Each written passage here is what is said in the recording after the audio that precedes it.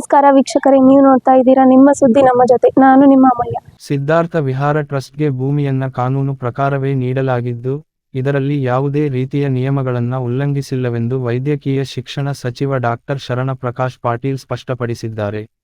ಮಳಖೇಡದಲ್ಲಿ ಮಾತನಾಡಿದ ಅವರು, ಮಲ್ಲಿಕಾರ್ಜುನ ಖರ್ಗೆಯವರು 50 ವರ್ಷಗಳಿಂದ ರಾಜಕೀಯದಲ್ಲಿ ಇದ್ದು, ಯಾವತ್ತೂ ಕುಟುಂಬ ವೈಯಕ್ತಿಕ ಲಾಭಕ್ಕಾಗಿ ಅಧಿಕಾರ ಮಾಡಿಲ್ಲವೆಂದು ಹೇಳಿದರು. ನೋಡಿ, ಅವ್ರು ಯಾರೋ ಕೇಳಿ ಇಲ್ಲ, ಅವ್ರು ಹೇಳೋದು ಬೇರೆ, ನೀವು ಹೇಳೋದು ಬೇರೆ. ಇದರಲ್ಲಿ ಎರಡಿದೆ. ಒಂದು, ಅಲ್ಲಿ ಟ್ರಸ್ಟಿಗೆ ಕೊಟ್ಟಿರ್ತಕ್ಕಂಥ ಏನು ಜಮೀನು ಅದೇನು ಯಾವುದು ಅದರಲ್ಲಿ ಏನು ಕನ್ಸೆಷನ್ ಕೊಟ್ಟಿಲ್ಲ. ಅವರು ಅಪ್ಲಿಕೇಶನ್ ಕಾಲ್ ಮಾಡಿದಾಗ trust is a non profit organisation. ಅದು ಟ್ರಸ್ಟ್ ಅಂದರೆ it is not for profit, non profit ಆರ್ಗನೈಸೇಷನಿಂದ ಅಪ್ಲಿಕೇಶನ್ ಹಾಕಿದ್ದಾರೆ.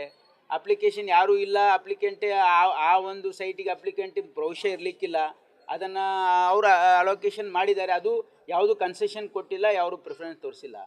ಹಾಗಾಗಿ ಗವರ್ನರ್ ಎಕ್ಸ್ಪ್ಲನೇಷನ್ ಕೇಳಿದ್ದಾರೆ, ಯಾರೋ ಕಂಪ್ಲೇಂಟ್ ಕೊಟ್ಟಿದ್ದಾರೆ, ಕೇಳಿದ್ದಾರೆ. ಎಕ್ಸ್ಪ್ಲನೇಷನ್ ಗೌರ್ಮೆಂಟ್ ಕೊಡ್ತದೆ. ಯಾಕಂದರೆ ಇದರಲ್ಲಿ ಏನು ಯಾವುದೇ ಒಂದು ಬಿಸ್ನೆಸ್ ಪರ್ಪಸ್ಸಿಗಾಗಲಿ ಅಥವಾ ಪರ್ಸ್ನಲ್ ಗೇನಿಗಾಗಿ ಮಾಡಿರ್ತಕ್ಕಂಥ trust is a non profit organisation ಅದು. ಹಾಗಾಗಿ ಅಲ್ಲಿ ಸ್ಕಿಲ್ ಡೆವಲಪ್ಮೆಂಟ್, ಅಲ್ಲೇನೋ ಮೆಡಿಕಲ್ ಕಾಲೇಜ್, ಇಂಜಿನಿಯರಿಂಗ್ ಕಾಲೇಜ್ ಕಟ್ಟಕ್ಕೆ ಮಾಡಿಲ್ಲ. ಅವರು ಅಲ್ಲಿ ಸ್ಕಿಲ್ ಡೆವಲಪ್ಮೆಂಟ್ ಸೆಂಟರ್ ಮಾಡೋಕ್ಕೆ ಅಪ್ಲಿಕೇಶನ್ ಹಾಕಿದ್ದಾರೆ. ಅದು ಅಪ್ಲಿಕೇಶನ್ ಆ್ಯಸ್ ಪರ್ ನಾರ್ಮ್ಸ್ ಆಗಿದೆ. ಅದರಲ್ಲಿ ಯಾವುದು ಕನ್ಸೆಷನ್ ಕೊಟ್ಟಿಲ್ಲ. ಅದರಲ್ಲಿ ಅಕ್ರಮ ಏನಿದೆ ಹೇಳಿ?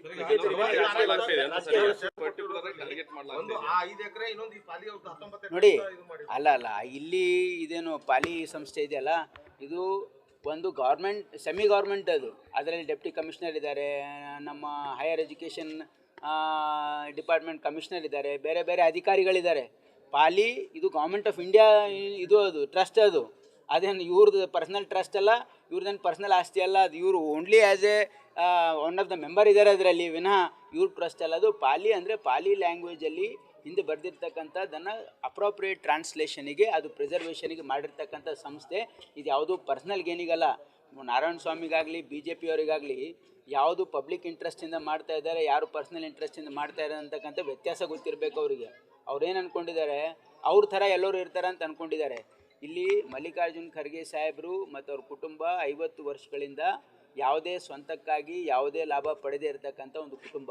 ಈ ರಾಜ್ಯದಲ್ಲಿ ರಾಜಕೀಯದಲ್ಲಿ ತಮ್ಮದೇ ಆಗಿರ್ತಕ್ಕಂಥ ಒಂದು ಅಂದರೆ ಮೌಲ್ಯಾಧಾರಿತ ಒಂದು ರಾಜಕಾರಣ ಮಾಡಿರ್ತಕ್ಕಂಥ ಫ್ಯಾಮಿಲಿಯವರು. ಅವ್ರ ಮೇಲೆ ಸುಮ್ಮನೆ BJP ಅವರು ಇಲ್ಲ ಸಲ್ಲದ ಇದೊಂದು ಪೊಲಿಟಿಕಲ್ ಗೇನ್ಗೋಸ್ಕರ ನಾರಾಯಣ ಸ್ವಾಮಿ ಅಂತವರಿಗೆ ಮುಂದೆ ಮಾಡ್ತಾ ಇದ್ದಾರೆ. ಇದರಲ್ಲಿ ಎಲ್ಲೋ ಜನರಿಗೆ ಗೊತ್ತಾಗುತ್ತೆ. ನೋಡಿ, ಪ್ರಿಯಾಂಕ್ ಏನು ಸಂಬಂಧ ಇದೆ ಹೇಳಿ? ಅದು ಏನು ಪ್ರಿಯಾಂಕ್ ಖರ್ಗೆನ ಅವ್ರೇನು ಸ್ವಂತಕ್ಕೆ ಹಿಂದೆ ನಿರಾಣಿ ಅವರು ಸ್ವಂತಕ್ಕೆ ಅಲಾಟ್ ಮಾಡ್ಕೊಂಡಿದ್ರು. ನೀವು ಸ್ವಂತಕ್ಕೆ ಅಲಾಟ್ ಮಾಡ್ಕೊಂಡಿದ್ದಾರೆ, ಏನು ಬಿಸ್ನೆಸ್ಗೋಸ್ಕರ ಮಾಡ್ಕೊಂಡಿದ್ದಾರೆ? ಇವ್ರು ಏನು ಅದ್ರಾಗೇನು ಇದ್ರ ಏನಿದೆ ಮಾಲಫೈಡ್ ಇಂಟ್ರೆಸ್ಟ್ ಇದೆಯಾ? ನೋಡಿ, ಈ ರೀತಿ ರಾಜಕಾರಣದಲ್ಲಿ ನಾವು ಸಾರ್ವಜನಿಕ ಜೀವನದಲ್ಲಿ ಒಳ್ಳೆಯ ಕೆಲಸ ಮಾಡಬೇಕು, ಸಾಮಾನ್ಯ ಜನರಿಗೆ ಮತ್ತು ಪಬ್ಲಿಕ್ ಇಂಟ್ರೆಸ್ಟಲ್ಲಿ ಕೆಲಸ ಮಾಡಬೇಕು ಅಂತಕ್ಕಂಥವ್ರು ಸಂಸ್ಥೆಗಳು ಕಟ್ತಾರೆ. ಈಗ ಶಾಲೆಗಳು ಕಟ್ಟಿದ್ದಾರೆ.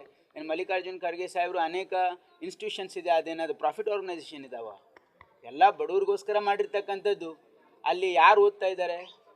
ಹೈಸ್ಕೂಲು, PU ಕಾಲೇಜಸ್ಸು ಅವೆಲ್ಲವೂ ಕೂಡ ಸಾಮಾನ್ಯ ಜನರಿಗೆ, ಬಡವರಿಗೆ ಅನುಕೂಲ ಆಗ್ತಕ್ಕಂಥ ಸಂಸ್ಥೆಗಳವು. ಅದು ಯಾವುದಿದೆ ನನಗಿಂತ ಚೆನ್ನಾಗಿ ನಿಮಗೆ ಗೊತ್ತಿದೆ. ಏನು ಇವ್ರೇನು ಮೆಡಿಕಲ್ ಕಾಲೇಜು ಮಾಡಿದಾರಾ? ಇವ್ರೇನು ಯಾವುದಾದ್ರೂ ದೊಡ್ಡ ಹಣ ಗಳಿಸ್ತಕ್ಕಂಥದ್ದು ಮಾಡಿದಾರಾ?